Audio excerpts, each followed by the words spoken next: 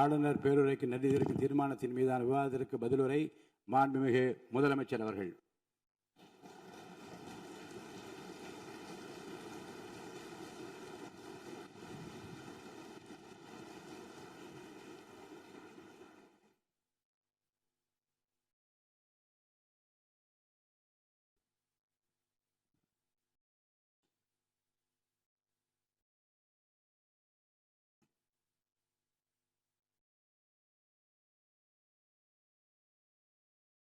மாண்புமிகு பேரவைத் தலைவர் அவர்களே,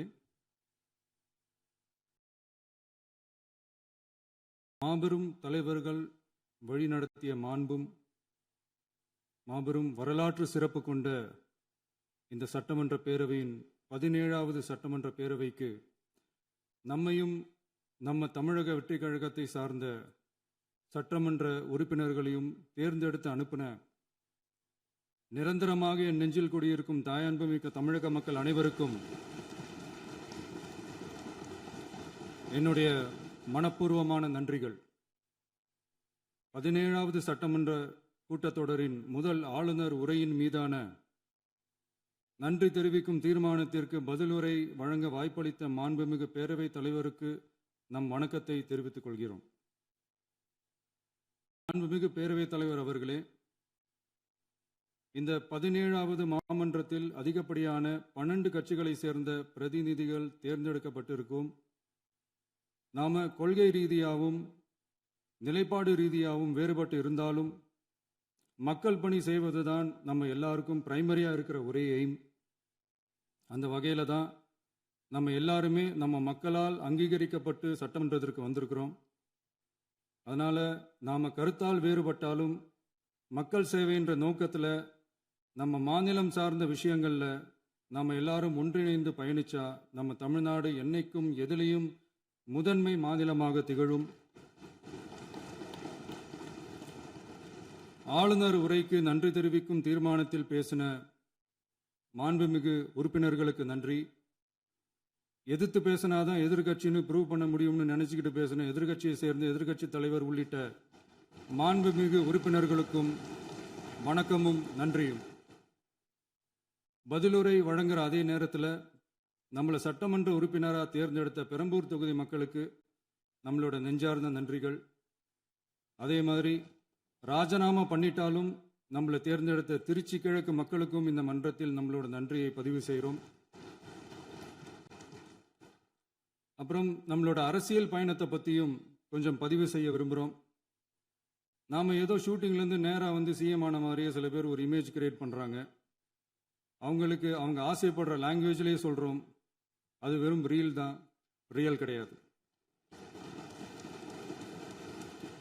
ஒரு சாதாரண நடிகனாக நம்ம கெரியர் தொடங்குச்சு. அப்புறம் அப்படியே சின்சியராக உழைச்சி மேலே வந்தோம். நம்ம கெரியரில் நாம் மேலே வந்ததுக்கு இந்த விஜய் ஒருத்தன் மட்டுமே காரணம் இல்லை, அவனோட உழைப்பு மட்டுமே காரணம் இல்லை. இந்த விஜயோட உழைப்புக்கும் உயர்வுக்கும் பின்னாடி இருக்கிற ஒட்டுமொத்த தமிழ்நாட்டு மக்களோட அன்பும் அரவணைப்பும் தான் காரணம். ஒவ்வொரு வீட்டில் இருக்க ஒவ்வொருத்தரும் நம்மளை அவங்க வீட்டில் ஒருத்தனா ஏற்றுக்கிட்டது தான் நமக்கு கடவுளும் மக்களும் தந்த மிகப்பெரிய வரம். அதுக்காகவே கடவுளுக்கு சமமான நம்மளோட சொந்தங்களான தமிழக மக்கள் அனைவருக்கும் மீண்டும் மீண்டும் நன்றி. இப்படி நம்மளை தாயன்போடு அள்ளி அரவணைச்ச தமிழ்நாட்டு மக்களுக்கு நாம் எப்படியெல்லாம் துணையாக இருந்தோம், எப்படியெல்லாம் மக்களோட மக்களாக இருந்தோம்னு சொல்கிறேன். 1990ஸ்லேயே ரசிகர் மன்றமாக இருந்தப்பவே மக்களுக்கு துணையாக நிற்க ஆரம்பித்தோம். அதுக்கப்புறம் நற்படி மன்றமாகவும் அதுக்கப்புறம் விஜய் மக்கள் இயக்கமாகவும் மாறி மக்களோட மக்களாக நின்றுக்கிட்டு இருந்தோம். 2008 ஈழத் தமிழருக்கு ஆதரவாக உண்ணாவிரதம் போராட்டம் செஞ்சோம். போர் முடிவுக்கு வரணும், நம்ம தொப்புள் கூடிய உறவுகளான ஈழத் தமிழர்களுக்கு பாதுகாப்பான நிம்மதியான ஒரு வாழ்வு கிடைக்கணும்னு அன்னைக்கே கோரிக்கை வச்சோம். 2009 ஆரம்பித்த விஜய் மக்கள் இயக்கம் வழியாக நம்மளோட மக்கள் நல பணிகளை எக்ஸ்டெண்ட் அண்ட் எக்ஸ்பேண்ட் பண்ணிக்கிட்டே வந்தோம். கல்விக்கு துணையாக இருந்தோம், சோஷியல் சர்வீஸ் செஞ்சோம், வெள்ள நிவாரணத்தில் துணையாக இருந்தோம், கொரோனா காலத்தில் மக்களுக்கு தோள் கொடுத்தோம். விலையில்லா விருந்தகம், குருதியகம், முட்டைப்பால் ரொட்டி திட்டம், விழியகம், பயிலகம், நூலகம், இப்படி பல வழியில் மக்களுக்கு துணையாக இருந்தோம். அப்புறம் நம்மளோட திரைப்படங்கள்ல நம்மளால முடிஞ்ச வரைக்கும் ஊழல் எதிர்ப்பை சொன்னோம், சமூக நீதியை சொன்னோம், கல்வியை பத்தி சொன்னோம், அரசியலை பத்தி சொன்னோம். அரசியலை பத்தி பேசுனதுனால நம்ம படங்கள் சந்திச்ச இது வரைக்கும் சந்திக்கிற பிரச்சனையை பத்தி எல்லாருக்குமே தெரிஞ்சதுதான். இது மட்டும் இல்லாம 2011ல் நாகப்பட்டினத்தில் மீனவர் பிரச்சனைகளுக்கு ஆதரவாக ஒரு பெரிய பொதுக்கூட்டம் நடத்தினோம். மீனவர்கள் மீதான தாக்குதலை கண்டிச்சு பேசி அதில் நம்மளோட எதிர்ப்பை பதிவு செஞ்சோம். 2017 ஜல்லிக்கட்டு போராட்டத்தில் தமிழர் பண்பாட்டு உரிமைக்கான நம்மளோட ஆதரவை தெரிவித்தோம். 2018 ஸ்டெர்லைட் போராட்டம் துப்பாக்கி சூட்டில் பாதிக்கப்பட்ட நம்ம சொந்தங்களை நேரில் சந்திச்சு ஆறுதல் சொன்னோம். 2021 உள்ளாட்சி தேர்தலில் விஜய் மக்கள் இயக்க வேட்பாளர்கள் போட்டியிட்டு ஜெயிச்சாங்க. கல்வி விருது விழா நடத்தி சிறந்த மதிப்பெண் பெற்ற மாணவ மாணவிகளுக்கு ஊக்கத்தொகையும் பரிசும் கொடுத்தோம். 2024 தமிழக வெற்றி கழகத்தை ஆரம்பிச்ச உடனேயே CAA-வை எதிர்த்து அறிக்கை விட்டோம். அரசியல் கட்சி ஆரம்பிச்சு விழுப்புரம் மாவட்டத்தில் விக்கிரவாண்டியில் நம்மளோட முதல் மாநில மாநாட்டிய வெற்றி கொள்கை திருவிழாவை நடத்தினோம். தந்தை பெரியார், பெருந்தலைவர் காமராஜர், அண்ணல் அம்பேத்கர், வீரமங்கை வேலுநாச்சியார், மக்கள் சேவகர் அஞ்சலை அம்மாள்னு நம்மளோட 5 கொள்கை தலைவர்களை அறிவிச்சோம். இந்தியாவிலே 2 பெண் ஆளுமைகளை கொள்கை தலைவர்கள் அறிவிச்ச ஒரே கட்சி நம்ம டிவிக்கு மட்டும்தான் என்ற பெருமையோடு அறிவிச்சோம். பெரியார் சொன்ன மாதிரியே அவர் சொன்னதுல நமக்கு ஏற்புடையதை மட்டும் எடுத்துக்கிட்டோம். அவரோட கடவுள் மறுப்பு கொள்கையில நமக்கு உடன்பாடு இல்லைன்னு ஓப்பனா அறிவிச்சோம். நமக்கு கடவுள் நம்பிக்கை உண்டுன்னு அறிவிச்சோம். யாரோட நம்பிக்கைக்கும் நாம் எதிரானவங்க இல்லைன்னு தெளிவா அறிவிச்சோம். பெண் கல்வி, பெண்கள் முன்னேற்றம், சமூக சீர்திருத்தம், சமூக நீதி, இப்படி பெரியாரோட கருத்துக்களை நிறையவே ஏத்துக்கிட்டோம்னு அறிவிச்சோம். அண்ணல் அம்பேத்கரோட சம வாய்ப்பு, சம நீதி, சமத்துவத்தை ஃபாலோ பண்ணுவோம்னு அறிவிச்சோம். பெருந்தலைவர் காமராஜரோட மதச்சார்பின்மையை ஏத்துக்கிட்டதோட அவரோட நேர்மையான நிர்வாகத்தையே ஒரு கொள்கையா ஏத்துக்கிட்டோம்னு அறிவிச்சோம். வீரமங்கை வேலு நாச்சியாரோட மண் மீட்பையும் சமூக நல்லிணக்கத்தையும் பின்பற்றுவோம்னு அறிவிச்சோம்.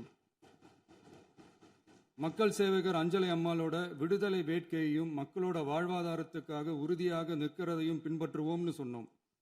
எல்லாருக்கும் எல்லாமும் கிடைக்கணும், எம் மதமும் நம் மதம்னு சொல்லி மதச்சார்பற்ற சமூக நீதி தான் நம்ம கொள்கைன்னு அறிவிச்சோம். நம்ம கொள்கை எதிரி யாரு, அரசியல் எதிரி யாருன்னு ஓப்பனா அறிவிச்சோம். எல்லாத்துக்கும் மேல பிறப்புக்கும் எல்லா உயிருக்கும்ன்றத நம்மளோட அடிப்படை அரசியல் கோட்பாட்டா அறிவிச்சுட்டு தான் அரசியலுக்கே வந்தோம்.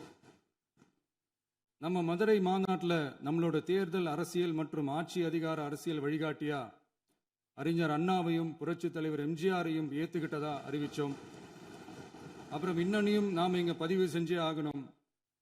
எல்லாரும் கட்சி ஆரம்பிச்சுட்டு தான் ஒவ்வொரு வீட்டுக்குள்ளேயும் போவாங்க.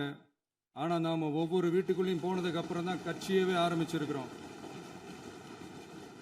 ஒவ்வொரு வீட்டில் ஒவ்வொருத்தரும் நம்மளை அவங்க பிள்ளையா, மகனா, அண்ணனா, தம்பியா ஏத்துக்கிட்டதும் இயல்பா நடந்துச்சு. தமிழ்நாட்டு மக்களோட மனசுக்குள்ள போறதுக்கு நாம பட்ட பாடு நமக்கு மட்டும்தான் தெரியும். இதெல்லாம் புரிஞ்சாலும் புரியாத மாதிரி இருக்கிறவங்க தான் நம்மள நடிகன் என்று சொல்லியும் நம்ம கட்சியை நடிகன் கட்சின்னு சொல்லியும் சில நக்கல், நையாண்டி இதெல்லாம் பேசுவாங்க. அதை பத்தி நமக்கு கவலை இல்லைன்னு. இப்படி நம்ம அரசியல் பயணம் ரொம்ப டிரான்ஸ்பரண்டா தான் ஆரம்பிச்சிருக்கு. இந்த 2026 தேர்தலில் கூட்டணியே இல்லாமல் தனியா நின்னோம். மக்கள் நம்மளை தெளிவா புரிஞ்சுக்கிட்டதாலையும் நம்ம டிவிகே தோழர்களோட உழைப்பாலையும் நாம 35% வாக்குகளை வாங்கினோம். 1,72,00,000 வாக்குகளோட தமிழ்நாட்டிலேயே தனி பெரும் கட்சியா வந்தோம். தமிழக மக்களாலையும் நம்மளோட ஆதரவு இயக்கங்களாலையும் இதோ இன்னைக்கு இங்க நம்ம டிவிகே ஆளும் கட்சியா உட்கார்ந்துருக்கிறோம். இந்த ஆளும் கட்சியா ஆனதும் அவ்வளவு சாதாரணமாலாம் நடந்துடல. 2.25 வருஷத்துல ஆட்சிக்கு வந்துட்டீங்கன்னு ரொம்ப கிண்டலா கேலியா சிலர் பேசுறாங்க. எங்களோட இந்த 2.25 வருஷ டிராவல்ல எவ்வளவு வலியும் வேதனையும் இருக்குது. நம்மளோட மக்கள் சந்திப்புக்கே அவ்வளவு இடையூறு, அவ்வளவு தடைகள், ஊர் உலகத்துல யாருக்கும் இல்லாத ஒன்னா நமக்கு மட்டுமேன்னு தனியா ஸ்பெஷலா எக்ஸ்க்ளூசிவா நிறைய நிபந்தனைகள், நெருக்கடிகள், கட்டுப்பாடுகள், நம்மளை சந்திக்க வர்ற மக்களுக்கு சரியான பாதுகாப்பு இல்லாம நம்ம கூட்ட நிகழ்ச்சிக்கு போதுமான பாதுகாப்பு இல்லாமன்னு இன்னும் வெளியே சொல்ல முடியாத நிறைய சூழ்ச்சிகள் எல்லாத்தையும் தாண்டி தான் நாம் இந்த இடத்துக்கு வந்திருக்கிறோம். But still miles to go. நம்ம டிராவல்ல எல்லாத்துக்கும் உச்சமா நம்மளோட சொந்தங்கள், நம்மளோட உறவுகள், 41 பேர் கரூர் சம்பவத்தில் இழந்த வேதனை எல்லாம் எப்படி சொல்றதுனே தெரியல. நம்ம மனசை விட்டு என்னைக்கும் அந்த வலியும் வேதனையும் நீங்கவே நீங்காது. அதுலேயும் நம்ம மேலேயே பழி போட்ட கொடுமையெல்லாம் இருக்கும் பாருங்க, அதெல்லாம் வேற லெவலுங்க. என்னத்துக்கு அப்படியெல்லாம் செஞ்சாங்கன்னு தெரியல. அரசியல்னா இப்படியெல்லாம் கொடூரமா இருக்கணுமா என்ன? சரி விடுங்க. இந்த விஜய் இவனோட மக்களுக்காக எதையும் தாங்க தயாராகிட்டான். இவ்வளவு பெயின்ஃபுல்லான நம்ம பொலிட்டிக்கல் டிராவல்ல நம்மளோட மிகப்பெரிய ஆறுதலும் பலமும் என்ன தெரியுமா? என் நெஞ்சில் குடியிருக்கும் என்னோட தமிழ்நாட்டு மக்களும், என் உயிருக்கு உயிரான என்னோட தோழர்களும் தான். அவங்களோட பலத்தால தான். அன்னைக்கு 1967ல முன்னாள் முதல்வர் மாண்புமிகு அறிஞர் அண்ணா அவர்கள் தலைமையில் அமைஞ்ச சாமானியர்களோட ஆட்சி மாதிரி, 1977ல முன்னாள் முதல்வர் மாண்புமிகு புரட்சி தலைவர் எம்ஜிஆர் அவர்கள் தலைமையில் அமைஞ்ச மிக சாமானியர்களோட ஆட்சி மாதிரி, இதோ இன்னைக்கு அதே வரிசையில் 2026 சட்டமன்ற தேர்தலில் இந்த விஜயோட தோழர்கள் இடம்பெற்ற ஒரு மிக மிக சாமானியர்களின் ஆட்சி அமைஞ்சிருக்கு. வாகை சூடும் வரலாறு திரும்பி இருக்கிறது. இப்படி ஒரு தீர்ப்பை மக்கள் அளிச்சதுனால தான் தமிழக வரலாற்றில் ஒரு மகத்தான கூட்டணி ஆட்சியை நாம் அமைச்சிருக்கிறோம். இளைஞர்களால் என்ன செய்ய முடியும், பெண்களால் என்ன செய்ய முடியும்னு கேட்டவங்களுக்கான பதில் தான் இன்னைக்கு அமைஞ்சிருக்கிற நம்ம ஆட்சி.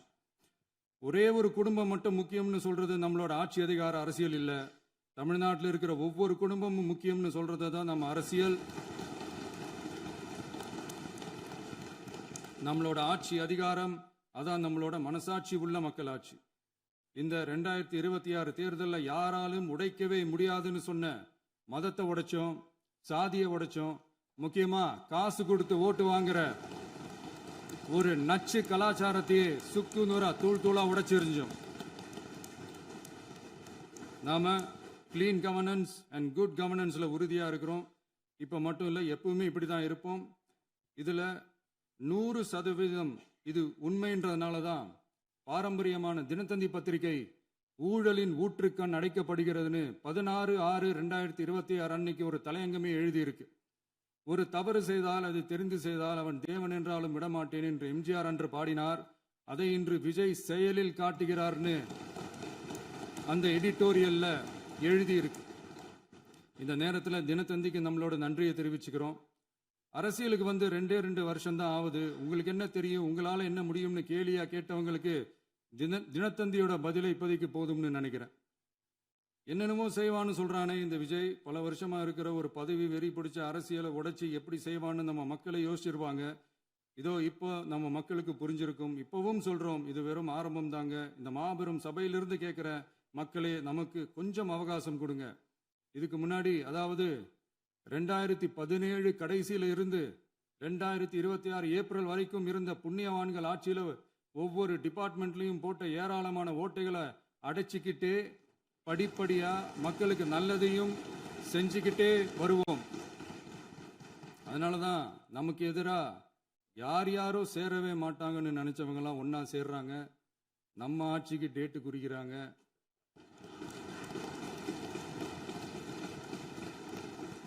சரி, அவங்கள நம்ம மக்களே பார்த்துப்பாங்க, அதை விடுங்க. நாம ஆட்சிக்கு வந்து சரியா 40 நாள் ஆகுது. அதுக்குள்ள என்ன செஞ்சீங்கன்னு கேட்குறாங்க. ஒரு லிஸ்ட் ஒன்று சொல்றேன் கேளுங்க. பெண்கள் பாதுகாப்புக்காக சிங்கப்பெண் சிறப்பு படை, 200 யூனிட் வரை கட்டணமில்லா மின்சாரம், போதைப் பொருள் ஒழிப்புக்காக தனிப்படை, குறுவை நெல் சாகுபடியை ஊக்குவிப்பதற்காக 134.83 கோடி சிறப்பு தொகுப்பு திட்டம், வழிபாட்டு தலம், ஸ்கூல், பஸ் ஸ்டாண்டுன்னு அதுக்கு பக்கத்தில் இருக்கிற 717 மதுபான கடைகள் மூடப்பட்டன.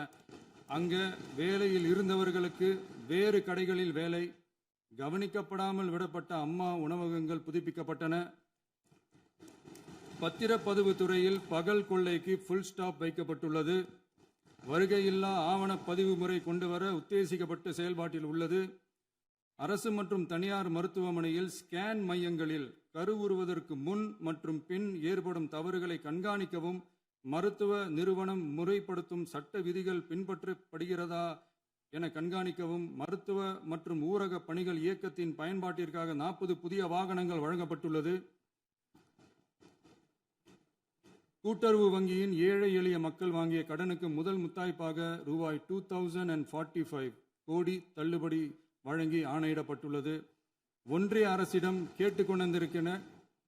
கேட்டுக்கொண்டதற்கிணங்க கடந்த 2 வருடமாக நிறுத்தி வைக்கப்பட்ட இருந்த ஜல் ஜீவன் மிஷன் திட்டம் புதுப்பிக்கப்பட்டு ஜல் ஜீவன் மிஷன் திட்டம் 2.0 நடைமுறைக்கு கொண்டு வரப்பட்டுள்ளது.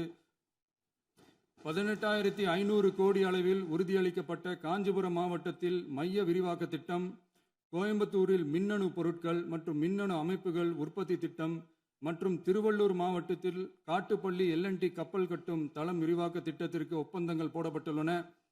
அனைத்து நிர்வாக நடவடிக்கைகளும் மின்னணு முறையில் மாற்றம் கொண்டு வர நடவடிக்கை எடுக்கப்பட்டு வருகிறது. சட்டவிரோத கல்குவாரி மற்றும் அனுமதியின்றி கனிமங்களை எடுத்துச் செல்வது தடுக்கப்பட்டுள்ளது.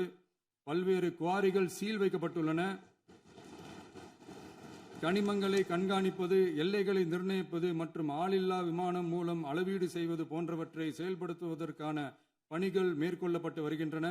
அனைத்து துறைகளிலும் அலுவலர் தலையீடு இல்லாமல் லஞ்ச லாவண்யமற்ற தமிழகத்தை உருவாக்க அனைத்து நடவடிக்கைகளும் முடுக்கிவிடப்பட்டுள்ளது. இதெல்லாம் சாம்பிள் தான், இன்னும் இருக்கு. இந்த வெறும் 40 நாளுக்குள்ளேயே இவ்வளவு செஞ்சிருக்கோம்னா இனி வர்ற நாட்கள்ல கொஞ்சம் கொஞ்சமா படிப்படியா ஸ்டெடியா உழைச்சி லஞ்ச லாவண்யம் இல்லாத, ஊழல் இல்லாத, பெண்களுக்கு பாதுகாப்பான, சுதந்திரமான, டிரான்ஸ்பரண்டான தமிழ்நாட்டை நம்ம சொந்தங்களான தமிழக மக்களுக்கு தர்றது தான் நம்மளோட ஒன் அண்ட் ஒன்லி டார்கெட். கண்டிப்பா அதை நிறைவேற்றியே காட்டுவோம். 8 கோடி மக்கள் நம்மளோட இருக்கிறப்போ ஏங்க இதை செய்ய முடியாது? மாண்புமிகு பேரவைத் தலைவர் அவர்களே, தமிழ்நாட்டின் கருவூலம் எப்படி திசை மாறி உருமாறி தேய்ந்து ஓய்ந்து கிடைக்கிறதுன்னு சொன்னாங்க. திசை மாறி உருமாறி தேய்ந்து ஓய்ந்துன்னு வசனம் மாதிரி ரைமிங்கா இல்லாம வளமான இலக்கியமா இதே சபையில பேசினவங்களோட திறமையான ஆட்சியில நடந்த நிதி மேலாண்மையை பத்தி வெள்ளை அறிக்கையா வெளியிட்டோம். வெள்ளை அறிக்கை வந்ததிலிருந்தே கண்ணை கட்டுதுங்க. அந்த காலத்துல தான் பிள்ளையோ பிள்ளை, தொல்லையோ தொல்லைன்னு சொன்னாங்க. அதே மாதிரி தாங்க அவங்க ஆட்சியாலையும் அவங்களாலையும் இன்னைக்கு தமிழ்நாட்டுக்கே தொல்லையோ தொல்லை. இப்படி ஒரு நிலைமையை உண்டாக்கி வச்சுட்டு இவங்க சொல்றாங்க நமக்கு ஆட்சி செய்ய தெரியாதுன்னு. நம்ம அமைச்சர்களுக்கும் நம்ம சட்டமன்ற உறுப்பினர்களுக்கும் ஒன்றும் தெரியாதுன்னு. ஆமாங்க, எங்களுக்கு தெரியாதுதான். எங்க சட்டமன்ற உறுப்பினர்களுக்கும் அமைச்சர்களுக்கும் மக்கள் பணி செய்ய தெரிஞ்ச அளவுக்கு மக்கள் பணத்தை சுருட்ட தெரியாதுதான்.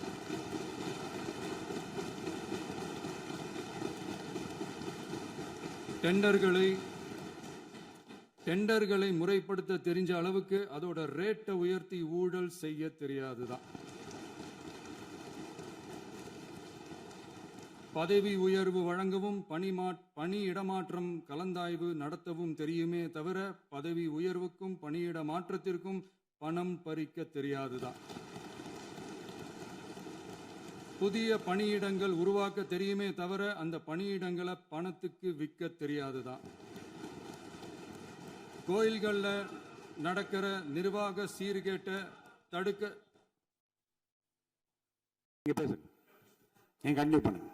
கோயில்கள்ல நடக்கிற நிர்வாக சீர்கேட்டை தடுக்க தெரியுமே தவிர கோயில் பணத்தை கொள்ளையடிக்க தெரியாதுதான்.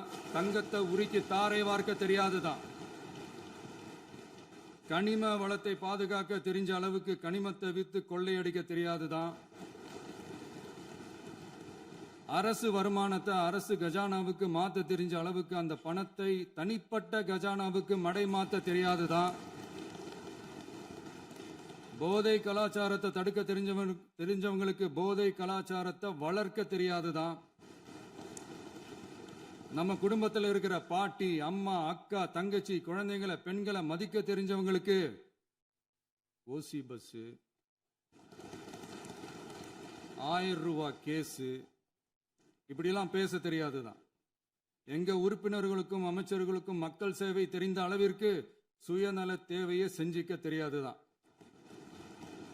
அதனாலதான் சொல்றோம், எங்களை பார்த்து எதுவும் தெரியாதுன்னு சொல்றவங்களுக்கு சொல்றோம், இதெல்லாம் எங்களுக்கு தெரியாதுதான். உங்களை மாதிரி முறைகேடுகளை செய்யறத நாங்க தெரிஞ்சுக்கவும் போறதில்ல, தெரிஞ்சுக்கவும் ஆசைப்படல. அத கடைசி வரைக்கும் எங்களுக்கு தெரியாமலே இருந்துட்டு போகட்டும். அதனால நாங்களும் எங்க மக்களும் வெரி வெரி ஹாப்பி தான். மாண்புமிகு பேரவைத் தலைவர் அவர்களே, எதிர்ப்பவர்கள் எதிர்க்கட்சி என்பதற்காக எங்கள் ஆட்சி மீது 1000 பழி போடலாம். ஆனாலும் தமிழக மக்களுக்கு உண்மையை உணர்த்த வேண்டியது நம்மளோட கடமை. மின்வெட்டை பொறுத்தவரை தமிழ்நாடு மின்மிகை மாநிலமாக இருந்தாலும் கடந்த காலங்களில் ஏற்பட்ட நிர்வாக குளறுபடிகளும் மின்சார சாதனங்கள் மற்றும் மின் மாற்றிகளில் ஏற்படும் பழுதாலும் வேண்டுமென்றே சிலரின் நடவடிக்கைகளாலும் இந்த மின்வெட்டிற்கு காரணமாக உள்ளது. மின் விநியோக மீட்பு நடவடிக்கைகளை ஒருங்கிணைப்பதற்காக எதிர்பாராமல் இரவு நேரங்களில் ஏற்படும் மின் தடங்களை விரைந்து சரி செய்வதில் 10 உயர்மட்ட கண்காணிப்பு குழுக்கள் மற்றும் 125 சிறப்பு மின் தடை நீக்க ரோந்து வாகனங்கள் வழங்கப்பட்டு 24 மணி நேரமும் கண்காணிக்கப்படுகிறது. கூடுதலாக தற்போது 77 புதிய மின் தடை நீக்க மையங்களும் உருவாக்கப்பட்டுள்ளன. விரைவில் இந்த மின்வெட்டு நிலைமை அறவே நீக்கப்படும். மாண்புமிகு பேரவைத் தலைவர் அவர்களே, நம்ம விவசாயிகள் எல்லாரும் நம்மளை நல்லா புரிஞ்சுக்கிட்டு தமிழக வெற்றி கழகத்தை ஏத்துக்கிட்டாலும் எதிர்கட்சிகளோட தூண்டுதலால சில இடங்கள்ல சில போராட்டங்கள் நடக்குது. எதிர்கட்சிகள் என்னதான் சித்து வேலை செஞ்சாலும் விவசாய பெருமக்கள் எல்லாரும் நம்ம ஆட்சி அவங்களுக்கான ஆட்சி தான் நல்லா புரிஞ்சுதான் வச்சிருக்கிறாங்க. இந்த வருஷம் எல் நினோ விளைவா எப்பவும் இருக்கிறத விட இந்த டைம் மழை குறையுங்கிறதையும் நம்ம விவசாயிகள் உணர்ந்து தான் இருப்பாங்க. இருந்தாலும் நம்ம அரசு நம்ம விவசாயிகளோட வாழ்வாதாரத்துக்காக பக்கபலமாகவும் உறுதியாகவும் துணை நிற்கும்ங்கிறத தெரிவிச்சுக்கிறோம். நம்ம தமிழகத்தில் ஏற்கனவே நடந்த அதி அற்புதமான சூப்பரான நிர்வாக திறன் கொண்ட 50 வருஷ அரசியல் அனுபவம் கொண்ட 2.0, 3.0, 4.0 பல 0.0 மாடல் ஆட்சி நடத்த கனவு கண்டவங்களோட அட்டகாசமான ஆட்சிக்காரங்க பல்வேறு விதமான நிதி நெருக்கடியை நம்ம மக்களுக்கும் நமக்கும் பரிசா கொடுத்துட்டு போய் இருந்தாலும் கூட்டுறவு வங்கிகளின் மூலம் 75,000 வரை பயிர்கடன் பெற்று குறு சிறு இதர பெரு விவசாயிகளுக்கு 100% முழுமையான பயிர்கடன் தள்ளுபடியும் 75,000க்கு மேல் கடன் பெற்றவர்களுக்கு குறைந்தபட்சமாக 35,000 பண பயன் கிடைக்கும் அளவிற்கு மொத்தம் 14,43,504 விவசாயிகளுக்கு ரூபாய் 5,932.23 கோடி பயிர்கடன் தள்ளுபடி வழங்கப்பட்டுள்ளது. மாண்புமிகு பேரவைத் தலைவர் அவர்களே, நாம ஒன்றியத்தில் கூட்டுறவு கூட்டாட்சி, மாநிலத்தில் சுயாட்சி என்ற கொள்கையை கொண்டவங்க தான் ஏற்கனவே அறிவிச்சிருக்கிறோம். தற்போதைய ஒன்றிய அரசு சார்ந்த கட்சியுடன் அரசியலில் கொள்கை அளவில் நேர் எதிராக நிற்கிறவங்க தான் நாம. அதே சமயத்தில் எதுக்கெடுத்தாலும் கண்ணை மூடிக்கிட்டு ஒன்றிய அரசோட மோதல் போக்கை விரும்புறவங்க நாம இல்ல. நமக்கு எப்பவுமே தமிழகத்தின் வளர்ச்சி மட்டும்தான் முக்கியம். அதுக்காக நம்மளோட அரசியல் ரீதியான கொள்கைகளையோ மாநில உரிமைகளையோ கொஞ்சம் கூட விட்டு கொடுக்கவே மாட்டோம். அதுல ரொம்ப தெளிவாகவும் உறுதியாகவும் இருக்கிறோம். இனியும் இப்படித்தான் இருப்போம். அதுல ஒருபோதும் மாற்றமே இருக்காது. அதனால இதுல யாரு திசை திருப்ப வேலையில் ஈடுபட்டாலும் அவங்க எல்லாரும் மக்கள் மத்தியில் தோற்பது உறுதி. எனவே நம்ம மக்களுக்கோ சிறுபான்மை சகோதரர்களுக்கோ நம்ம ஆதரவு இயக்கங்களுக்கோ எந்தவித சந்தேகமும் வேண்டாம். நாம் யாரோட டீமும் இல்ல. நாம எப்பவுமே பியூரான பீப்புள்ஸ் டீம். இன்னும் சொல்ல போனா நாம secular team, social justice team. மாண்புமிகு பேரவைத் தலைவர் அவர்களே, அரசு விழாக்கள், கல்வி நிறுவனங்கள் மற்றும் பல அதிகாரப்பூர்வ நிகழ்ச்சிகளோட தொடக்கத்தில் நம்ம தமிழ்தாய் வாழ்த்த பாடுறது தான் வழக்கமாக இருக்கு. தமிழ்தாய் வாழ்த்த பொறுத்த வரைக்கும் நம் அரசு இதுல நம்மளோட உறுதியான நிலைப்பாட்டை ஒன்றிய அரசுக்கு மிக தெளிவாக தெரிவிச்சிருக்கு. அது இல்லாம இதில் மாநில அரசின் கொள்கைக்கு ஏற்ப ஒன்றிய அரசின் அறிவிக்கையில் திருத்தம் மேற்கொள்ள கோரிக்கையும் விடுக்கப்பட்டுள்ளது. நீட் தேர்வை பொறுத்தவரை கிராமப்புற மற்றும் பொருளாதார ரீதியாக பின்தங்கிய மாணவர்களுக்கு சமமான வாய்ப்பை வழங்குவதில்லை. மருத்துவ கல்வியில் சமூக நீதி மற்றும் சம வாய்ப்பை நீட் பாதிக்கிறது என்பதை உணர்கிறோம். எனவே மருத்துவ படிப்புகளுக்கான சேர்க்கையை 12ஆம் வகுப்பு மதிப்பெண்களின் அடிப்படையில் நடத்த வேண்டும் என்று நமது அரசு வலியுறுத்தி வருகிறது. மத்திய அரசிடம் நீட்டிலிருந்து தமிழ்நாட்டிற்கு விலக்கு வழங்க வேண்டும் என்று கோரிக்கை விடுத்துள்ளது. மாண்புமிகு பேரவைத் தலைவர் அவர்களே, பேரறிஞர் அண்ணா அவர்கள் தலைமையிலான அரசு 1968இல் இருமொழி கொள்கையை நடைமுறைப்படுத்தியது. தமிழ் ஆட்சி மொழி, தமிழ் மொழியை பாதுகாப்பது, மாணவர்களுக்கு ஆங்கிலத்தின் மூலம் உலக அளவிலான வாய்ப்புகளை வழங்குவது, எந்த ஒரு மொழியையும் கட்டாயமாக திணிப்பதை தவிர்ப்பது மற்றும் எதிர்ப்பது, நிலத்தின் மொழி மற்றும் பண்பாட்டு அடையாளத்தை பேணுவது என்பதை நம் தமிழக வெற்றிக் கழக ஆட்சி ஏற்றுக்கொண்டுள்ளது. எனவே தமிழ்நாட்டில் தமிழ் ஆட்சி மொழி மற்றும் இருமொழி கொள்கை என்பதில் நமக்கு மாற்று கருத்தே இல்லை. மாண்புமிகு பேரவைத் தலைவர் அவர்களே, கடந்த 11/6/2026 அன்று நடந்த நிதி ஆயோக் கூட்டத்தில் தமிழ்நாடு அரசின் சார்பாக கலந்து கொண்டு வறுமையற்ற தமிழ்நாடு இயக்கம் உருவாக்க தேவையான நிதியையும் தமிழ்நாட்டுக்கு 2 எய்ம்ஸ் மருத்துவமனைகளை தருமாறும், மருத்துவம் மற்றும் பல் மருத்துவ படிப்பிற்கு 12ஆம் வகுப்பு மதிப்பெண் அடிப்படையில் இடங்களை நிரப்புதல் குறித்தும், செயற்கை நுண்ணறிவு தொடக்க நிறுவன வளர்ப்பு மையங்கள் தமிழ்நாட்டில் அமைக்கவும், இளைஞர் திறன் மற்றும் வேலைவாய்ப்பு இயக்கம் செயல்படுத்த வேண்டியும், பெண்கள் தலைமையிலான வளர்ச்சி குறித்தும், மீனவ சமுதாயங்களின் வாழ்வாதாரம் மற்றும் மீன்பிடி படகுகள் மற்றும் மீனவர்களை விடுவித்தல் குறித்து நிரந்தர நடவடிக்கை எடுக்க வேண்டியும், காலநிலை தாங்கும் தன்மை பெருந்திட்டம் 2045 கீழ் விண்வெளி உற்பத்தி மையத்தை தேசிய விண்வெளி உற்பத்தி மையமாக அறிவிக்க கோரியும், தமிழ்நாட்டில் சாலை போக்குவரத்து, நெடுஞ்சாலை மற்றும் ரயில்வே அமைச்சகத்தின் மேம்பாட்டு குறித்தும், அனைத்து கிராமங்களையும் டிஜிட்டல் இணைப்பு வசதி ஏற்படுத்துதல் குறித்தும், கூட்டு குடிநீர் திட்டம் தொடரவும், அரசின் விழாக்களில் தமிழ்தாய் வாழ்த்துக்கான முதலிடத்திற்கான கோரிக்கையும், மேகதாது அணை கட்டுமான நிறுத்தத்தை உறுதிப்படுத்தவும், மாநிலத்தின் மீது மும்மொழி கொள்கையை வற்புறுத்தாமல் புதிய கல்விக் கொள்கையை திணிக்காமல் தமிழகத்திற்கான கல்வித் தொகை ரூபாய் 3284 கோடியை விடுவிக்க கோரியும், ஆண்டுதோறும் 5 லட்சம் இளைஞர்களுக்கு உதவித் தொகையுடன் கூடிய பணியினை தொழில்நுட்ப பயிற்சி வழங்க ஒத்துழைப்பு வழங்குமாறும், ஒகேனக்கல் 3ஆம் கட்ட கூட்டு குடிநீர் திட்டத்திற்கான நிதி ரூபாய் 2283.40 விடுவிக்கவும், வேலை வாய்ப்பு மற்றும் வாழ்வாதாரத்துக்கான உத்தரவாத திட்டத்தின் கீழ் வேலை வாய்ப்புகளை உருவாக்க உடனடி நடவடிக்கை மேற்கொள்ள வேண்டியும் மற்றும் திருக்குறளை தேசிய இலக்கியமாக அறிவிக்குமாறும் தமிழ்நாடு சார்பில் பேசியுள்ளோம் என்பதை தெரிவித்துக் கொள்கிறோம். மாண்புமிகு பேரவைத் தலைவர் அவர்களே, அண்டை மாநிலங்களுடனான நட்புறவு ஒரு மாநிலத்தின் வளர்ச்சிக்கும் நாட்டின் ஒற்றுமைக்கும் மிகவும் அவசியமானது. தமிழ்நாடு தனது அண்டை மாநிலங்களுடன் நதி நீர் பங்கீடு, பொருளாதாரம், கல்வி, கலாச்சாரம் மற்றும் போக்குவரத்து துறைகளில் நல்லுறவை பேணி வருகிறது. பரஸ்பர மரியாதை, ஒத்துழைப்பு மற்றும் கூட்டாட்சி தத்துவத்தின் அடிப்படையில் அண்டை மாநிலங்களுடனான நட்புறவை வலுப்படுத்தவும் நமது ஆட்சியில் காக்கப்படுகிறது. மாண்புமிகு பேரவைத் தலைவர் அவர்களே, சட்டம் ஒழுங்கை பற்றி பேச்சு வந்தது. சட்டம் ஒழுங்கு சரியாக இருக்கணும் அப்படின்றதுல எங்களுக்கு மாற்று கருத்தே கிடையாது. கண்டிப்பாக லா அண்ட் ஆர்டர் கரெக்டாக இருக்கணும், கரெக்டாக இருக்கும், இருக்க வைப்போம்.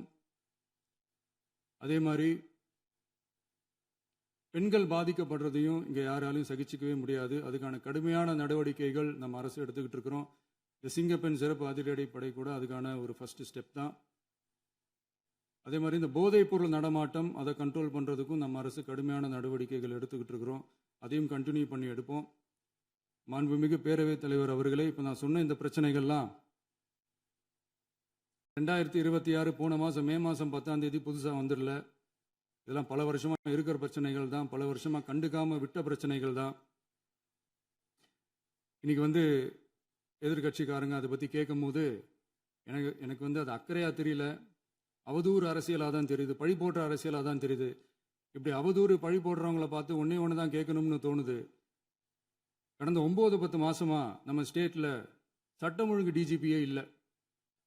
சட்டம் ஒழுங்கு டிஜிபியை போடுங்கன்னு சொல்லி எல்லாம் ஓஞ்சி போயிட்டோம். போன ஆட்சியில் நடந்ததுக்கெல்லாம் இப்போதான் விடையே கண்டுபிடிக்கிறோம் நம்ம ஆட்சியில்.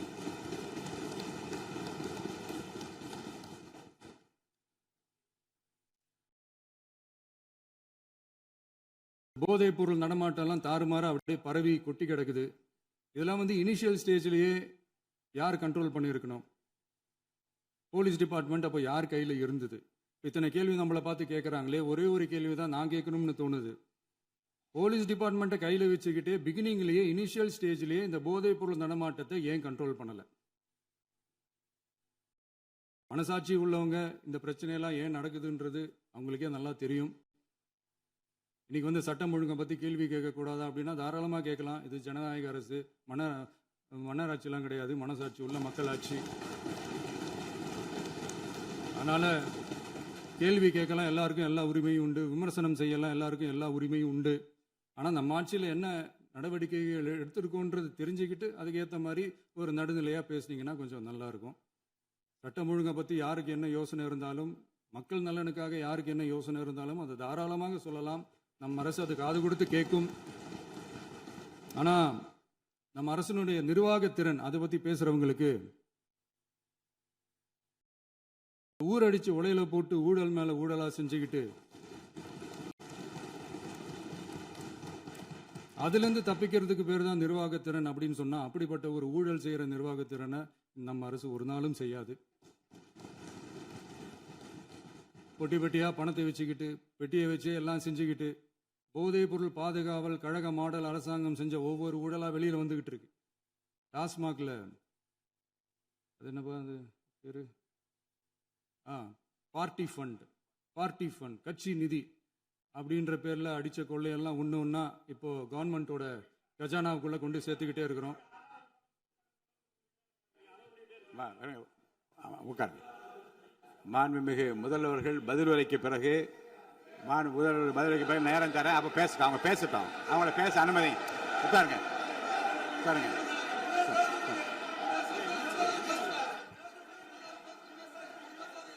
மாண்புமிகு அலோவ் பண்றேன் உட்காருங்க. மாண்பு உறுப்பினர்கள் நீங்க இங்க உட்காருங்க, அமைதியா உட்காரு. நீங்க எல்லாம் உட்காருங்க. உட்காருங்க. மாண்புமிகு நீங்க எல்லாரும் உட்காருங்க. அமைதியா உட்காருங்க. இருங்க, உட்காருங்க. அப்புறம் நீங்க என்ன உட்காருங்க. நான் கொடுப்பேன், உட்காருங்க. நான் பாயிண்ட் ஆஃப் ஆர்டர் கொடுங்க, நான் கொடுக்குறேன். உட்காருங்க.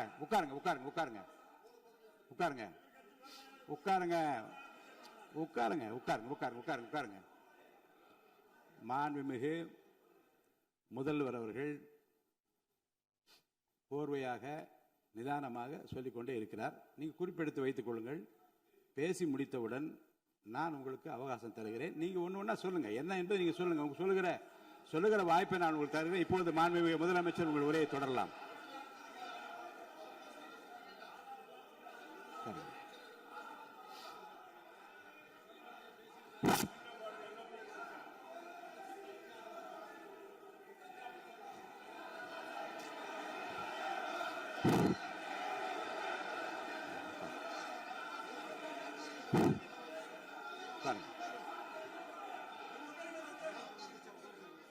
நான் எழுந்த பிறகு உட்கார்றதுதான் முறை. உட்காருங்க, எல்லாரும் உட்காருங்க. தேசிய உட்கார். நான் அலோவ் பண்றேன். உட்காருங்க, அமைதியா உட்காருங்க. நான் அலோவ் பண்றேன். அமைதியா உட்காருங்க. அங்க இருந்து குரல் கொடுக்காதீங்க. உட்காருங்க.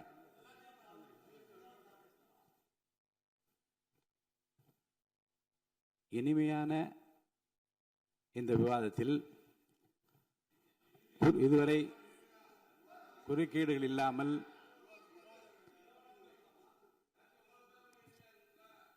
கொஞ்சம் அமைதியா இருங்க. மாண்புமிகு முதல்வர் அவர்கள் பேசி முடித்தவுடன் பாயிண்ட் ஆஃப் ஆர்டர் கேட்டிருக்கீங்க, நான் அனுமதிக்கிறேன். எதிர்கட்சி தலைவருக்கு மட்டும் நான் அனுமதி தருகிறேன். அவர் எழுந்து பேசலாம். முதலமைச்சர் நீங்க கண்டினியூ பண்ணி முடிக்கலாம். நீங்க எல்லாரும் எழுந்துச்சீங்கன்னா சரி வராது. உட்காருங்க. நான் சொல்லியிருக்கேன். உட்காருங்க.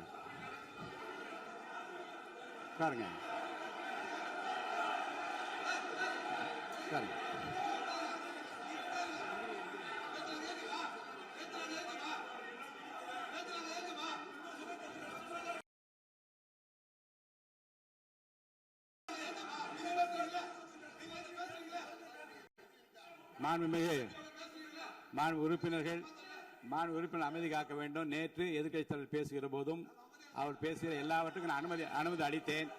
அதில் பாயிண்ட் ஆஃப் கேளுங்க. அந்த விவாதத்தில் கேளுங்க.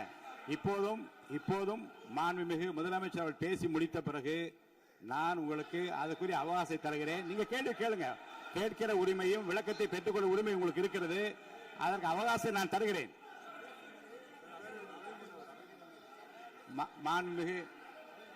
மாண்புமிகு உறுப்பினர் அமருங்க. நான் என் தீர்ப்பை சொல்லுகிறேன். மாண்புமிகு முதலமைச்சர் அவர்கள் பேசி முடித்தவுடன் எதிர்க்கட்சி தலைவருக்கு அந்த வாய்ப்பை நான் தருகிறேன். நிச்சயமா அந்த கேள்வி கேட்கலாம். உட்காருங்க எல்லாரும். முன்னவர் பேசுங்க. மாண்பு பேரவைத் தலைவர் அவர்களே, இன்று இவர்கள் முயற்சி செய்வது அவர் ஆளுங்கட்சியாக இருக்கின்ற போது நான் சொல்லிடுறேன் ப்ளீஸ். ஒரே நிமிஷம் நான் சொல்லிடுறேன் ப்ளீஸ். ஆளும் கட்சியாக இருக்கின்ற போது நீங்கள் சொன்ன ஒரே வார்த்தை, நாங்கள் பேசி முடித்ததற்கு பிறகு குறிப்பிடுத்துவிட்டு நீங்கள் எந்த கேள்வி வேண்டுமானாலும் கேட்கலாம் என்று ஒரு முறையை நீங்கள் பின்பற்றினீர்கள் அதே முறையை இப்போது பின்பற்ற வேண்டும் என்று கேட்டுக்கொள்கிறேன். மாண்புமிகு கல்வித்துறை பள்ளிக் கல்வித்துறை அமைச்சர் பள்ளிக் கல்வித்துறை அமைச்சர். மாண்புமிகு பேரவைத் தலைவர் அவர்களே, நேற்றைய தினம் கூட எதிர்க்கட்சி தலைவர் சொன்னதை முழுமையாக கேட்டு இறுதியில் ஒரு வாய்ப்பு தந்தீங்க. அதுவும் இல்லாம இந்த நேரத்தில் நேரலையில் நீங்களும் பாக்குறீங்க. அங்கிருந்து ஒருமையில் விழித்து இந்த பக்கம் இருக்க உறுப்பினர்களை பார்த்து அப்படின்னு ஒருமையில் விழிப்பதை உங்கள் மூலமாக கண்டிக்கிறேன். அந்த வார்த்தையை அவை குறிப்பிலிருந்து நீக்கணும். கண்ணியம் காத்து முதல்வர் முழுமையாக பேசுவதை காத்து கண்ணியம் காத்து இந்த சபைக்கு ஒரு மரபு இருக்கிறது. அதை மூத்த உறுப்பினர்கள் பின்பற்றபடி உங்கள் மூலமாக கேட்டுக்கொள்கிறேன். மாண்புமிகு முதலமைச்சர் அவர்கள் உரையை தொடரலாம். நான் தரேன். நான் உறுதியாக மாண்புமிகு முதலமைச்சர் அவர்கள் பேசி முடித்தவுடன் எதிர்க்கட்சி தலைவருக்கு அந்த வாய்ப்பு தரப்படும் என்பதை உறுதியாக சொல்லிவிட்டேன். இடையிலே குறுக்கீடு செய்யாமல் அந்த பேச்சு முழுமையாக பேசி முடிக்க நீங்கள் அனுமதி வழங்க வேண்டும் என்று கேட்டுக்கொள்கிறேன். அமைதியா உட்காருங்க. அவங்க பேசி முடிக்கட்டும், நீங்க கேளுங்க. நான் என்ன சொல்றேன், கேட்கிற உரிமையும் விளக்கத்தை கேட்டு பெற உரிமையும் உங்களுக்கு இருக்கிறது. ஆனா இடையிலே குறுக்கீடு செய்யாமல் அதை முடிக்கும்படி நான் கேட்டுக்கொள்கிறேன். மாண்புமிகு முதலமைச்சர் அவர்கள் தொடர்ந்து நீங்க பேசலாம்.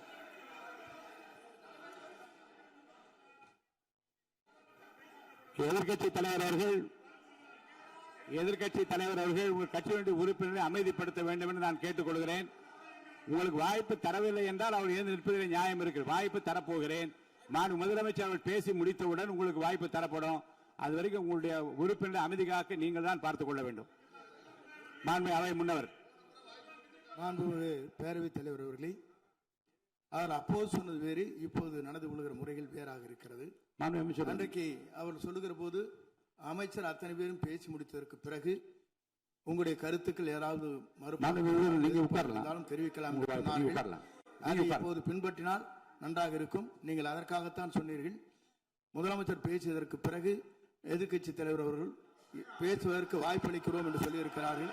ஆகவே அந்த வாய்ப்பை நீங்கள் இல்ல அது பதில் சொல்லணும்னு கேட்டிருக்காங்க. பதில் சொல்லணும் சொல்லியிருக்காங்க. பதில் சொல்லினா தங்க பிரச்சனை இல்ல. அப்படி இல்ல. ஆகவே இல்ல நேற்றைய தினம் நீங்கள் அப்படி பேசிக்கொண்டது ஆறாவது இல்ல.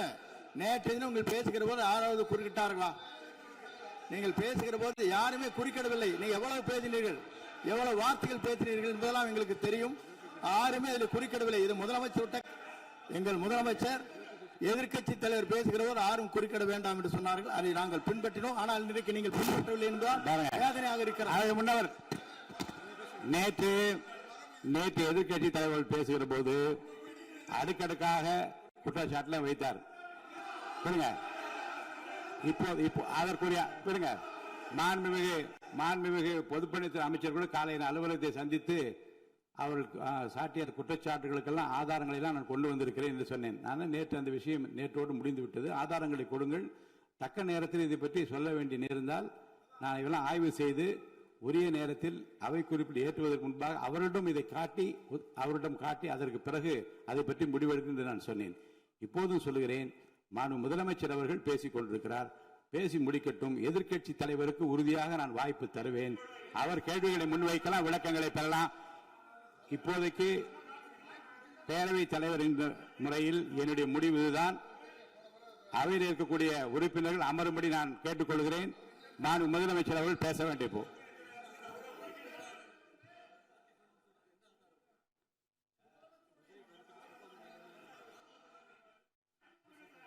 மாண்புமிகு இருங்க. அவை முன்னவர் பேரவைத் தலைவர் அவர்களே, நேற்றைய தினம் நீங்கள் முழுமையாக பேசினீர்கள். உங்கள் பேச்சுக்கள் எப்படி இருந்தது என்பதும் நாடறியும். இருந்தாலும் கூட நாங்கள் அமைதியாக இருந்தோம். இல்ல நீங்க இருங்க. ஒவ்வொரு வார்த்தைக்கு இருங்க. நீங்க மின்வெட்டையில நீங்க சொன்னீங்க. உங்களுடைய முன்னாள் அமைச்சர் ஆற்காடு வீராசாமி இருக்கிற போது மின்வெட்டால் தான் நாங்கள் ஆட்சியே மாறியது என்றெல்லாம் சொன்ன கதையெல்லாம் இருக்கு. அதெல்லாம் சொன்னோம்னாங்க. நாங்களே அமைதியா இருந்தா அதுக்கு அங்கே தயவு செய்து எதிர்க்கட்சி தலைவருக்கு வாய்ப்பளிக்கிறார்கள். அந்த வாய்ப்பை நீங்கள் அவர் முதலமைச்சர் பேசுவதற்கு பிறகு பேசினால் அழகாக இருக்கும். அவை முன்னர் பள்ளிக் கல்வித்துறை அமைச்சர். மாண்புமிகு பேரவைத் தலைவர் அவர்களே, அவர் ஒரே ஒரு வார்த்தையை தான் சொன்னார். பார்ட்டி ஃபண்ட் என்ற வார்த்தையை கேட்டு எதிர்க்கட்சி நண்பர்கள் கோபப்படுகிறார்கள்.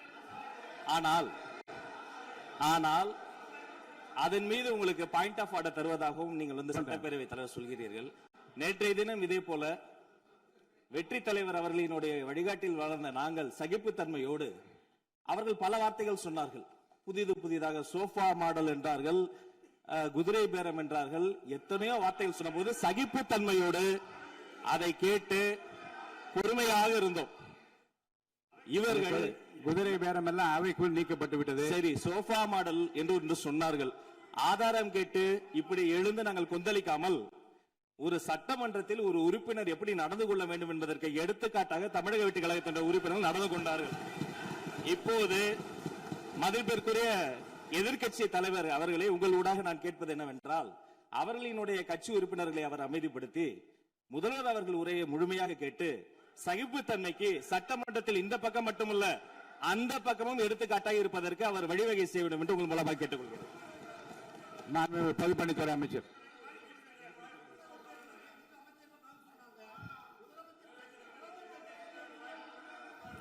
மாண்புமிகு பேரவைத் தலைவர் அவர்களே, திராவிட முன்னேற்ற கழகம் முதல் நாளில் இந்த சபையுடைய மரபையும் பாரம்பரியத்தை பற்றியும் நமக்கு வகுப்பெடுத்தார்கள். அந்த மரபுப்படி எங்களுடைய தலைவருடைய வழியில் இந்த சட்டசபையுடைய நிகழ்வுகளில் நாங்கள் கலந்து கொண்டிருக்கிறோம். நேற்று எதிர்க்கட்சி தலைவர் பேசும்பொழுது எவ்வளவோ வார்த்தைகள் உண்மைக்கு புறம்பாக சட்டத்திற்கு எதிராக ஒரே நிமிஷம் பேசுறேன். சட்டத்திற்காக பேசும் பொழுது நாங்கள் அமைதியாக இருந்தோம். ஒரு 2-3 முறை தான் வந்து அவரு பேசும்போது மினிஸ்டர்கள் நின்னாங்க. ஆனா இன்னைக்கு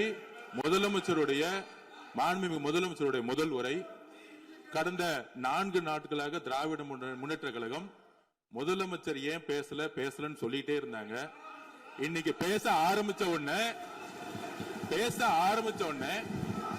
அவர் சொன்ன வார்த்தை பார்ட்டி ஃபண்ட் சொன்னார். எந்த பார்ட்டின்னு சொல்ல. ஆனா அந்த வார்த்தைகள் சொல்லி முடிஞ்ச உடனே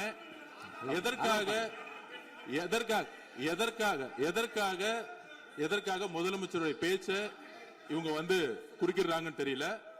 நீங்கள் சொன்னதுபடி முதலமைச்சர் பேச வேண்டும். பேசிய பின்பு கருத்துகளுக்கு பதிலளிக்க அவர்கள் பதிலளிக்கும், நாங்களும் பதிலளிக்க தயாராக இருக்கிறது பதிவு பண்றோம். மாண்பு முதலமைச்சர் அவர்கள்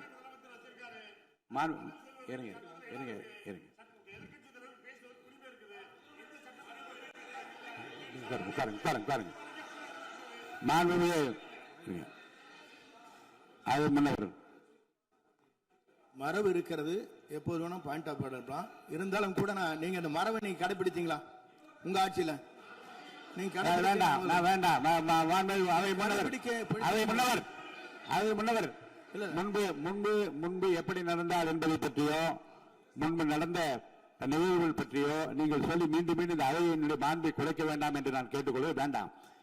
இப்போது உள்ள பிரச்சனை, மாண்பு முதலமைச்சர் அவர்கள் தன்னுடைய பேச்சை உறுதி செய்து முடிக்க வேண்டும். அவர் முடித்த பிறகு எதிர்க்கட்சி தலைவருக்கு நான் நிச்சயமாக வாய்ப்பு தருவேன். அவர் கேள்வி கணக்குகளை தொடுக்கலாம், சந்தேகங்களை கேட்கலாம், விளக்கம் தருவதற்கு மாண்பு முதலமைச்சர் அவர்கள் தயாராக இருக்கின்றார். அமைதியாக என்னை அமரும்படி நான் கேட்டுக்கொள்கிறேன். இப்ப நான் அனுமதிக்க முடியாது. மாண்பு முதலமைச்சர் உரையை தொடரலாம்.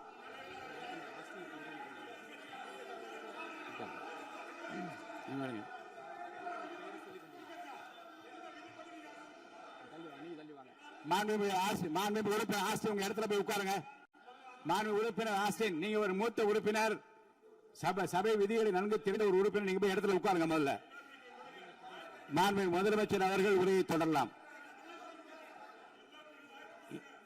இப்போது எந்த விதமான பாயிண்ட் ஆஃப் ஆர்டர்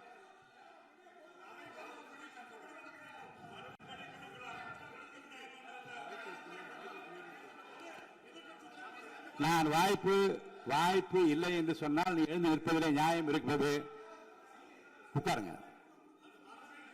வாய்ப்பு உறுதியாக எதிர்க்கட்சி தலைவருக்கு பாயிண்ட் ஆஃப் ஆர்டர் மட்டுமல்ல, உட்கார்ந்து அவர் பேசிய பேச்சுக்கள் என்னென்ன இருங்க, என்ன என்ன என்ன என்ன என்ன உங்களுக்கு சந்தேகம் இருக்கிறதோ, வினாக்கள் இருக்கிறதோ அதை நீங்க கேட்கலாம்.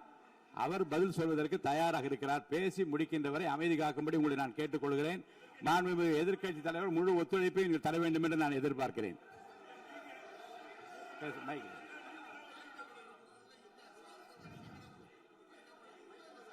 மைக் கொடுங்க. மாண்புமிகு எதிர்க்கட்சி தலைவர். பேரவைத் தலைவர் அவர்களே, நீங்க உட்காருங்க. நேற்று நான் பேசும்போது சில அமைச்சர்கள் குறுக்கிட்டு பேசினாங்க, அதற்கு நீங்க அனுமதி கொடுத்தீங்க. அது மாதிரி இன்னைக்கு முதலமைச்சர் பேசும்போது சில வார்த்தைகள், தவறான வார்த்தைகள் பேசுறாரு. அவர் பார்ட்டி ஃபண்ட் அப்படின்னு சொல்லியிருக்கிறாரு. அவர் அமைச்சர் அந்த பார்ட்டி ஃபண்ட் எந்த பார்ட்டின்னு கூட சொல்ல தைரியம் இருந்தா சொல்லுங்க, நாங்க அதெல்லாம் ஃபேஸ் பண்ண தயாரா இருக்கோம். எதையும் ஆதாரத்தோடு எதையும் பேசுங்க. இங்க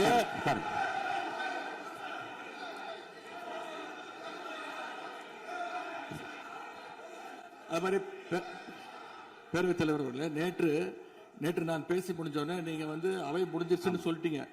நாங்கெல்லாம் வீட்டுக்கு போயிட்டோம். வீட்டுக்கு போய் டிவி போட்டு பார்த்தா அங்க இன்னொரு அமைச்சர் இன்னும் பதில் சொல்லிட்டே இருந்திருக்கிறாரு. அதற்கெல்லாம் நாங்க இப்ப என்ன பதில் இது, என்ன மரபு இது? நீங்க இப்ப பேசிக்கிட்டே இருப்பீங்களா? நாங்க பார்த்துக்கிட்டே இருக்கணுமா? அதே மாதிரி இன்னைக்கு முதலமைச்சர் அவர்கள் பேசும்போது நாங்களும் அமைதியா கேட்டுட்டு தான் இருந்தோம். ஆனா சில கருத்துக்கள் அவர் பேசும்போது அதை நாங்க அனுமதிக்க முடியாது. ஆதாரத்தோடு ஏதாவது பேசணும்னா, குற்றச்சாட்டுகள் சொல்லும் போது ஆதாரத்தோடு சொன்னீங்கன்னா அதை நாங்க ப்ரூவ் பண்றதுக்கு தயாராக இருக்கு. மாண்புமிகு உறுப்பினர் அவர்கள் இருங்க. நேற்று மாண்புமிகு எதிர்க்கட்சி தலைவர்கள் பேசியதும் மாண்புமிகு பொதுப்பணித்தலைவர்கள் பேசியதும் ஆதாரம் இல்லாமல் பேசக்கூடாது என்று நான் சொன்னேன். ஆய்வு செய்து நீக்கப்பட வேண்டியது நீக்கும் என்று சொன்னேன். இப்போது மாண்புமிகு முதல்வர் அவர்கள் பேசி முடிக்கட்டும். நீங்கள் கூறிய கருத்துப்படி அதில் ஆதாரங்கள் இல்லாத குறிப்பாக இருந்தால் அது நீக்குவதற்குரிய உரிமை எனக்கு இருக்கிறது. ஆய்வு செய்து நான் நடவடிக்கை எடுப்பேன். இப்போது மாண்புமிகு முதலமைச்சர் அவர்கள் பேசலாம். இந்த டாஸ்மாக் மாதிரியே பல டிபார்ட்மெண்ட்லயும், மறுபடியும் சொல்றேன், கட்சி நிதின்ற பேர்ல அடிச்ச கொள்ளைய ஒன்னா கவர்மெண்டோட கஜானாக்குள்ளேயே கொண்டு சேர்த்துக்கிட்டே இருக்கிறாங்க. இப்பவும் சொல்றேன், மக்கள் பணத்திலிருந்து ஒரு பைசா கூட தொடமாட்டோம், தொடவும் விடமாட்டோம், தொட்டா விடமாட்டோம். இதுக்கு முன்னாடி தொட்டவங்களையும் விடமாட்டோம்.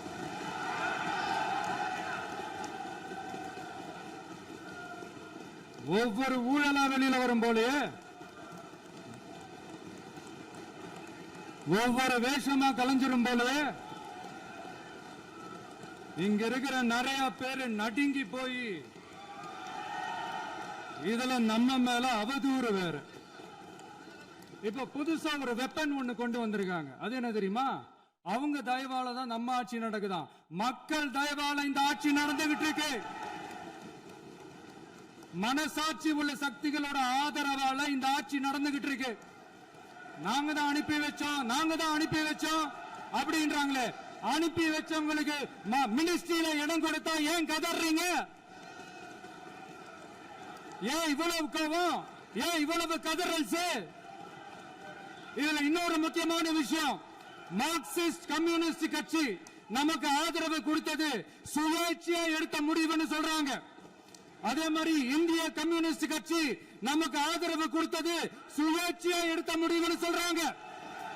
இதுல எங்க இருந்து நாங்க தான் அனுப்பி வச்சோம்னா புரியலையே. மக்களுக்கு நல்லா புரியும். எல்லாத்தையும் தெளிவா பார்த்துக்கிட்டு இருக்கிறாங்க.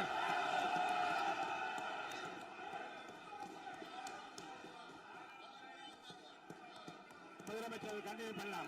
முதலமைச்சர்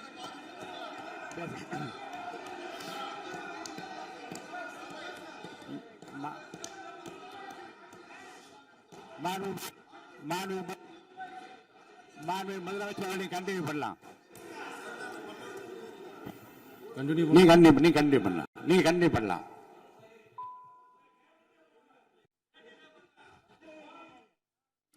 இந்த சமூக நீதி அரசுன்னு சொல்றவங்களை பார்த்து கேட்கிறேன், நம்ம பட்டியலின சகோதரர்களுக்கு எத்தனை அமைச்சர் பதவி கொடுத்தீங்கன்னு கொஞ்சம் சொல்ல முடியுமா? ஆனா நம்மளுடைய அரசுல 8 அமைச்சர் பதவிகள் யாருக்கு? நம்ம பட்டியலின சகோதரர்களுக்கு. எல்லாம் நம்ம அண்ணன், நம்ம தம்பி, நம்ம தங்கச்சிங்க. அண்ணல் அம்பேத்கர் அவர்களுடைய கிட்டத்தட்ட 100 ஆண்டு கால கனவு இப்ப நிறைவேறி இருக்கு. நான் ஏன் கொஞ்சம் சவுண்டா பேசுறேன் அப்படின்னா அவங்களுக்கு கேட்கணுன்றதுக்காக தப்பா எடுத்துக்காது. அதே மாதிரி பெண்களோட பாதுகாவலர் நாங்க தான் அப்படின்னு சொல்லிக்கிறவங்கள கேட்கிறேன், எத்தனை பெண்களுக்கு அமைச்சர் பதவியில இடம் கொடுத்தீங்க கொஞ்சம் சொல்ல முடியுமா? எங்க அரசுல 4 சகோதரிகளுக்கு அமைச்சர் பதவி கொடுத்திருக்கிறோம்.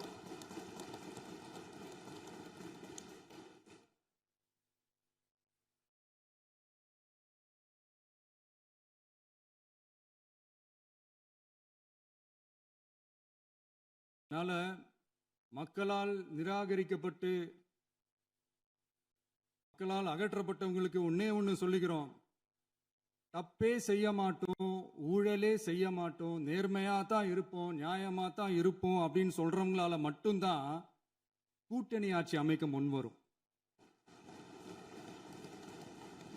ஆட்சியிலையும் பங்கு அதிகாரத்திலையும் பங்கு கொடுக்க முன்வரும். ஊழல்லையே ஊறி போனவங்களால இந்த கூட்டணி ஆட்சியோ ஆட்சியிலையும் பங்கோ அதிகாரத்திலையும் பங்கு கொடுக்க முன்வராது. மெஜாரிட்டி இருந்தாலும் தரமாட்டாங்க, மெஜாரிட்டி இல்லைனாலும் தரமாட்டாங்க. கேட்டா ரெடிமேடா ஒரு பதில் ஒண்ணு வச்சிருப்பாங்க, கூட்டணி ஆட்சியை மக்கள் விரும்ப மாட்டாங்கன்னு. அதே மக்கள் தான் இப்ப அவங்கள பார்த்து சிரிக்கிறாங்க. நான் பதவியேற்ற அன்னைக்கு கொஞ்சம் டைம் அவகாசம் கேட்டேன். எதுக்கு கேட்டேன்? நிதி நிலைமைலாம் கொஞ்சம் மோசமா இருக்குது, அதெல்லாம் கொஞ்சம் சரி செஞ்சுக்கிட்டு படிப்படியா கொஞ்சம் கொஞ்சமா நான் கொடுத்த வாக்குறுதிகள்லாம் செயல்படுத்துவேன், அதுக்காக கொஞ்சம் டைம் அவகாசம் கேட்டேன். நான் ஏதோ வேற எதுக்காகவோ வேற யாருக்காகவோ ஏதோ அவகாசம் கேட்ட மாதிரி. இங்க சபையில இல்லாதவங்களை பத்தி பேச வேண்டாம்னு நினைக்கிறேன்.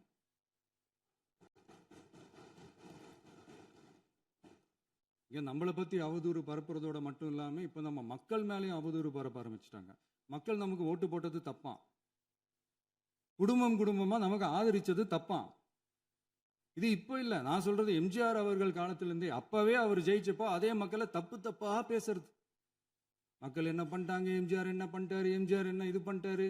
50 வருஷமா ஒரே டெக்னிக்கா.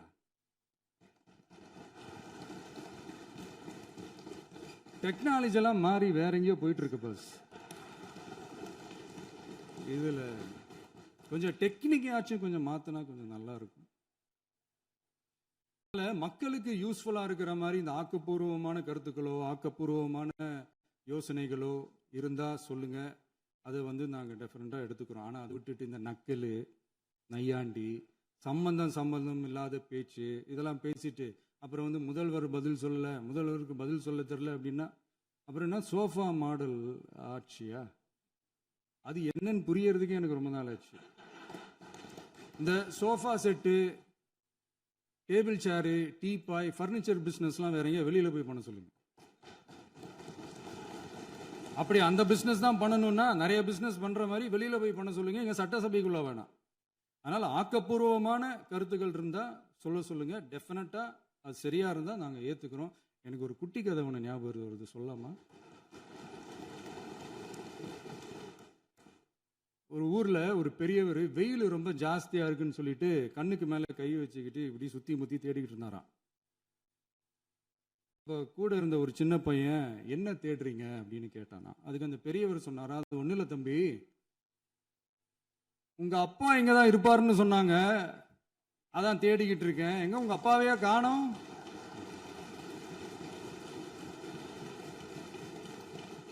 இல்ல அந்த எங்களுக்கும் நக்கலா நையாண்டியா சம்பந்தம் இல்லாத குட்டி கதை இதெல்லாம் எங்களுக்கும் பேச தெரியும். அந்த கதையில பெரியவர் அப்படி சொன்னாராம், தப்பா எடுத்துக்காதீங்க. அந்த கதையில பெரியவர் அப்படி கேட்டாராம்.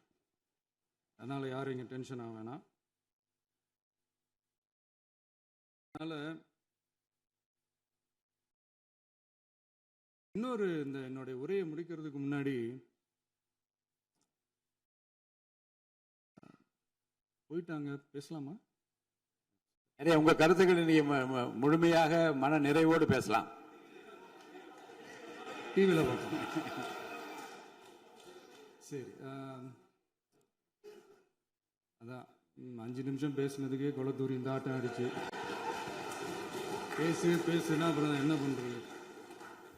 கடைசியா நான் இந்த உரையை முடிக்கிறதுக்கு முன்னாடி ஒரு முக்கியமான ஒரு விஷயம் பத்தி சொல்லணும். ஆளுநர் உரை அன்னைக்கு இந்த தமிழ் தாய் வாழ்த்துக்கு அப்புறம் தேசிய கீதம் பாடினது தப்பு, தேசிய கீதம் 2 முறை பாடினது தப்பு, அப்படி ஒரு நிகழ்வு இதுக்கு முன்னாடி இந்த சட்டசபையில நடந்ததே கிடையாது, அந்த மரபையே மாத்திட்டீங்க, இப்படி ஒரு பெரிய ஒரு போர் மாதிரி எதிர்கட்சியை சார்ந்தவங்கலாம் சொன்னாங்க இல்லையா. அந்த மாநில உரிமை போராளிகளை, அந்த மரபு காக்கிற உரிமை போராளிகளை ஒரே ஒரு கேள்விதான் கேட்கணும். 2021 ஆகஸ்ட் 2 ஞாபகம் இருக்கா? Centenary celebration of Tamil Nadu legislature. அந்த ஃபங்க்ஷன்ல நம்ம முன்னாள் முதலமைச்சர் கருணாநிதி அவர்களோட கலைஞர் அவர்களுடைய கலைஞர் அவர்களுடைய புகைப்படத்தை மாண்புமிகு குடியரசுத் தலைவர் திறந்து வைக்கிற ஒரு ஃபங்க்ஷன். அந்த ஃபங்க்ஷன்ல national anthem followed by Tamil Thai Vazhthu அப்படின்னு அறிவிச்சது ஞாபகம் இருக்கா? அதாவது தேசிய கீதத்துக்கு அப்புறமா 2வது முறையா, நோட் திஸ் பாயிண்ட் மாண்புமிகு பேரவைத் தலைவர் அவர்களே, ப்ளீஸ் நோட் திஸ் பாயிண்ட். தேசிய கீதத்துக்கு அப்புறம் 2வது முறையாக தமிழ் தாய் வாழ்த்து பாடப்படும் அப்படின்னு சொன்னது ஞாபகம் இருக்கா? அதுவும் முத்தமிழ் அறிஞர் அப்படின்னு சொல்ற நம்ம கலைஞர் அவர்களுடைய அந்த புகைப்படம் வெளியிட்டு விழாவில் அவர் இருந்த இதே சபையில தமிழ 2வது இடத்துக்கு தள்ளினது யாருன்னு ஞாபகம் இருக்கா? அது மட்டும் இல்ல, அந்த தேசிய கீதத்தை நாட்டுப்பண் நேஷனல் ஆந்தம்னு சொல்லி அதே ஃபங்க்ஷன்ல கடைசியா ஃபங்க்ஷன் முடியும் போது செகண்ட் டைம் தேசிய கீதம் பாடினதும் ஞாபகம் இருக்கா? இதே அவையில் தான், அது அவை குறிப்பிலும் இருக்கிறது, இதே அவையில் தான் நடைபெற்றது. இந்த தக்க நேரத்தில் இந்த ஆதாரங்களை அளித்த மாண்பு முதல் அவர்களுக்கு நன்றியை தெரிவித்துக் கொள்கிறேன். டவுட் இருந்தா இந்த புக்கை பார்த்து தெரிஞ்சுக்கலாம். அதனால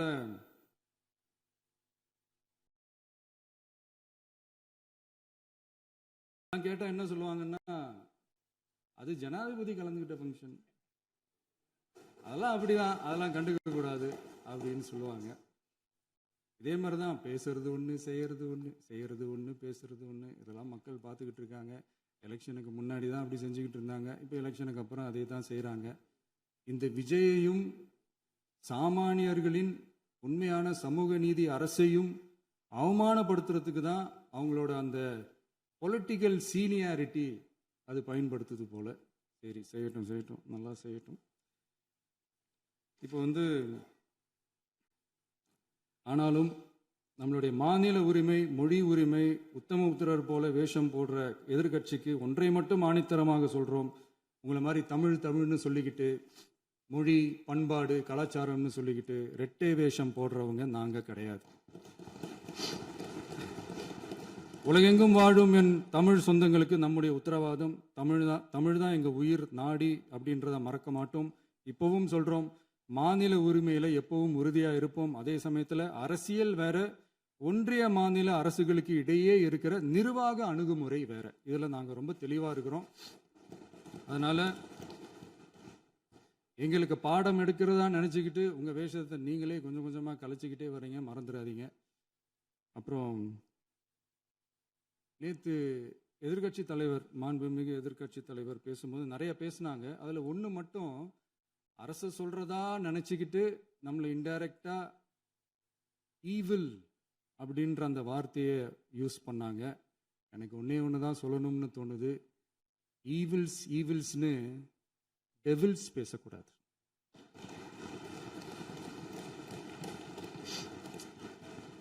அவங்க இருந்திருந்தா ஒரு ஆக்ஷன் பண்ணணும்னு எனக்கு தோணுச்சு.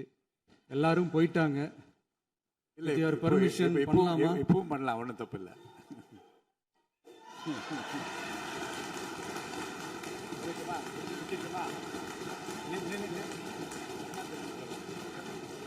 யார் சொல்லுங்க?